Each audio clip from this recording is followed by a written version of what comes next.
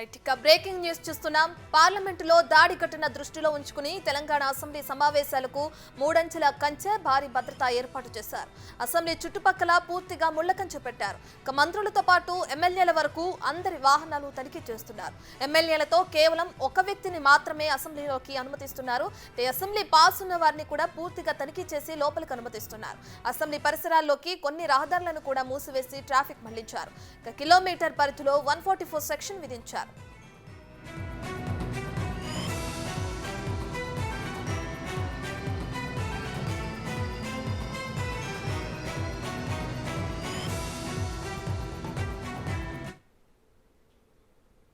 Right ఇక నిన్న జరిగిన పార్లమెంట్ దాడి ఘటన దృష్టిలో ఉంచుకుని ఈ రోజు అయితే తెలంగాణ అసెంబ్లీ సమావేశాలకు భారీ భద్రతా ఏర్పాట్లు చేశారు తెలంగాణ పోలీసులు.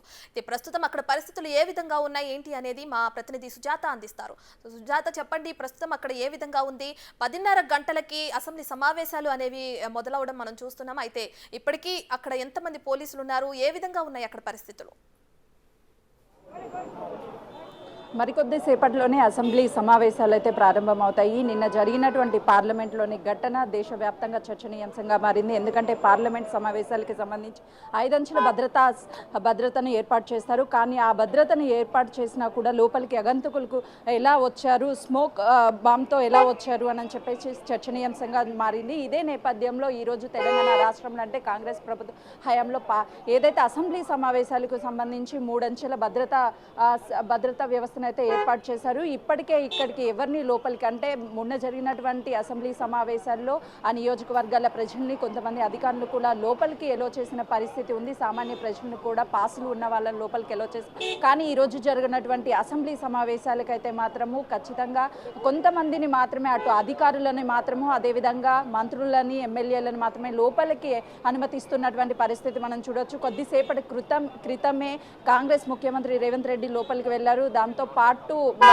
మంత్రులు అదేవిధంగా ఎమ్మెల్యేలు లోపలికి వెళ్తున్నటువంటి పరిస్థితి కూడా మనం ఒకసారి విజువల్స్లో కూడా చాలా క్లియర్గా చూడొచ్చు. ఇక్కడైతే మాత్రం పోలీసుల భద్రత ఎక్కువగా ఉందనే చెప్పుకోవచ్చు. అధిక సంఖ్యలో పోలీసులు అదేవిధంగా సెక్యూరిటీ ఎవరు లోపలికి అంటే కామన్ పబ్లిక్ని ఎవరిని పాసులు కూడా కామన్ పబ్లిక్ అయితే మాత్రము జారీ చేయలేదు. ఎవరిని లోపలికి ఎలో చేయడం లేదు. పూర్తిగా పాసులు ఉన్న వాళ్ళని మాత్రమే లోపలికి, లిమిటెడ్ పీపుల్ని మాత్రమే లోపలికి అనుమతిస్తున్నటువంటి పరిస్థితి. ఇప్పుడే మనం చూసిన విజువల్స్లో కూడా ఎమ్మెల్యేలు కూడా ఇప్పుడే లోపలికి వెళ్తున్నారు. అటు కాంగ్రెస్ పార్టీకి సంబంధించిన వాళ్ళు, ఎందుకంటే నిన్న గడ్డం ప్రసాద్ ఏకగ్రీవంగా ఎన్నికయ్యారు స్పీకర్గా. మరికొద్ది సేపట్లోనే రేవంత్ రెడ్డి ముఖ్యమంత్రి సమక్షంలో అదేవిధంగా మంత్రుల సమక్షంలో డిప్యూటీ సీఎం సమక్షంలో అయితే మాత్రము స్పీకర్గా బాధ్యతలు చేపడతారు. ఈ నేపథ్యంలోనే కేవలము అటు ఎమ్మెల్యేలను మంత్రులను లోపలికి అనుమతిస్తున్నటువంటి పరిస్థితి కూడా మనం చూస్తున్నాము. పోలీసులు కూడా పూర్తిగా వాహనాల తనిఖీలతో పాటు లోపలికి పంపించి ఇక్కడికి ఎవరిని రానివ్వని పరిస్థితి. అందరూ గేటు బయట నుంచే వెనక్కి పంపిస్తున్నారు.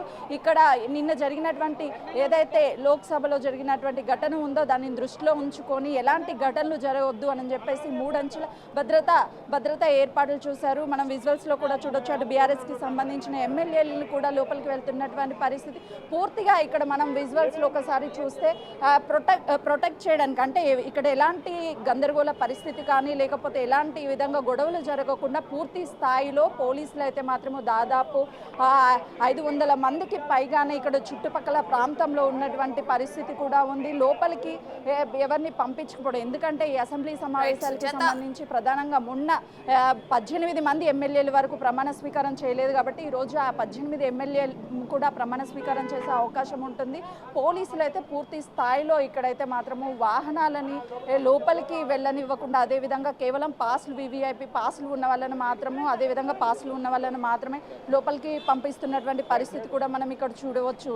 ఎలాంటి ఘటనలు జరగకుండా అయితే మాత్రము భద్రతా ఏర్పాట్లు చేశారు ఇక్కడ.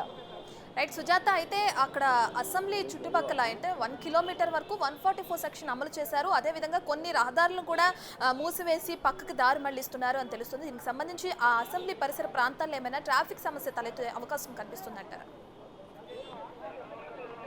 మనం చూస్తున్నాం విజువల్స్లో కూడా, అంటే ట్రాఫిక్ కూడా ఎలాంటి ఇబ్బంది అంతరాయం కలగకుండా ఇప్పటికే కొన్ని రూట్లను కూడా ఈ అసెంబ్లీ సమావేశాలు జరుగుతున్నాయి కాబట్టి పూర్తిగా కొన్ని రూట్లను మూసేసిన పరిస్థితి. ఈ దారిలోకి సంబంధించి కొన్ని వాహనాలు కొన్ని రూట్స్ క్లియర్ చేయడం వల్ల, అంటే క్లోజ్ చేయడం వల్ల మిగతా వాహనాలు ఈ వైపు ఈ దారిన వెళ్ళడానికి కొంత సాఫీగానే వెళ్తున్నాయని చెప్పుకోవచ్చు. ఎక్కడ ట్రాఫిక్ అంతరాయం కలగలేదు. కేవలం అసెంబ్లీ ముందు ఏదైతే ఎమ్మెల్యేలు మంత్రులు వాహనాలు వస్తాయో ఆ వాహనాలకి సంబంధించి మాత్రమే కొంతవరకు ఇక్కడ చెక్ చేసి లోపలికి పంపిస్తున్న పరిస్థితి కాబట్టి కొంతమేరకు ట్రాఫిక్ అనేది ఏర్పడింది. మిగతా ప్లేసెస్ ఏవైతే ఉంటాయో ఈ అసెంబ్లీ చుట్టుపక్కల అయితే మాత్రం ఎక్కడ వాహనాలని డైరెక్ట్గా ఈ అసెంబ్లీ మీదుగా వెళ్ళనిస్తున్నప్పటికీ కొన్ని రూట్లు క్లోజ్ ఉండే వరకు కొంతవరకు ట్రాఫిక్ అనేది తక్కువగానే ఉందని చెప్పుకోవచ్చు. ఒకవేళ రద్దీగా అంటే ట్రాఫిక్ ఎక్కువగా ఉంటే మాత్రం పోలీసులు ఇక్కడ ఎప్పటికప్పుడు క్లియర్ చేస్తున్నటువంటి పరిస్థితి. ఎందుకనంటే ఇప్పటికే మొన్న జరిగినటువంటి అసెంబ్లీ సమావేశాల్లో అన్ని నియోజకవర్గాల ఎమ్మెల్యేలకి సంబంధించి వాళ్ళకి సంబంధించిన మనుషులను లోపలికి ఎలో చేశారు. కానీ ఈరోజు కేవలం వికారాబాద్కి చెందినటువంటి గడ్డం ప్రసాద్ ఏకగ్రీవంగా స్పీకర్గా ఎన్నికయ్యారు కాబట్టి ఆ నియోజకవర్గ ప్రజల్ని కొంతమందిని మాత్రమే లోపలికి అనుమతిస్తారు. మిగతా వాళ్ళని ఎవరిని కూడా లోపలికి అనుమతించారు కాబట్టి ఇక్కడికి కూడా ఎవరు రాలేదు. కొంతమేరకు ఒకవేళ పోలీసులు, ఎందుకంటే 144 సెక్షన్ ఉంది కాబట్టి ఇక్కడికి ఎవరిని రానివ్వకుండా పోలీసులు ఎక్కడికక్కడ భద్రతా ఏర్పాట్లు చేశారు. అదేవిధంగా ట్రాఫిక్ కూడా ఎలాంటి అంతరాయం కలగకుండా అయితే మాత్రము వాహనాలను సాఫీగా వెళ్లే విధంగా చెక్ చేసి లోపలికి పంపిస్తున్నటువంటి పరిస్థితి మనం చూస్తున్నాం. ఎందుకంటే గతంలో ఎన్నడూ లేని విధంగా ఈ సమావేశాలు జరుగుతున్నాయి. అటు ఇంతవరకు కాంగ్రెస్ పార్టీకి సంబంధించి అదేవిధంగా ఎంఐఎం పార్టీ కూడా బీఆర్ఎస్ పార్టీ కూడా నిన్న స్పీకర్కి సంబంధించి ఏకగ్రీవంగా ఎన్నుకున్నారు కాబట్టి అటు గడ్డం ప్రసాద్ మరికొద్ది సేపట్లోనే లోపలికి వెళ్ళి బాధ్యతలు స్వీకరిస్తారు. అటు మంత్రులు అదేవిధంగా ముఖ్యమంత్రి, ఎందుకనంటే ఇప్పటికే ప్రొటెక్షన్ స్పీకర్గా ఓవైసీ అక్బరుద్దీన్ ఉన్నారు కాబట్టి తను బాధ్యతలు స్పీకర్కి చెప్పిన తర్వాత స్పీకరు ఈ అసెంబ్లీని సమావేశాలను అయితే మాత్రము ప్రారంభిస్తారు. అదేవిధంగా ముఖ్యంగా ఆర్థిక అంశాలకి సంబంధించే మొత్తం ఈరోజు సమావేశాలు జరగడంతో పాటు 18 మంది ఎమ్మెల్యేలు ఎవరైతే ప్రమాణ స్వీకారం చేయలేదో, ఎందుకంటే ఇప్పటి వరకు బీజేపీకి సంబంధించి నిన్న కూడా ఈ స్పీకర్ ఎన్నికలకు సంబంధించి అయితే మాత్రము బీజేపీ ఎమ్మెల్యేలు ఎవరూ రాలేదు. ఓవైసీ అక్బరుద్దీన్కి ఏ విధంగా ప్రొటెన్ స్పీకర్గా ఇస్తారు అని చెప్పేసి వాళ్ళు ఆ ప్రొటెన్ స్పీకర్గా ఉన్నంతసేపు మేము లోపలికి అడుగు పెట్టమని చెప్పేసి బీజేపీ ఎమ్మెల్యేలు ఏ విధంగా అయితే చెప్పారు.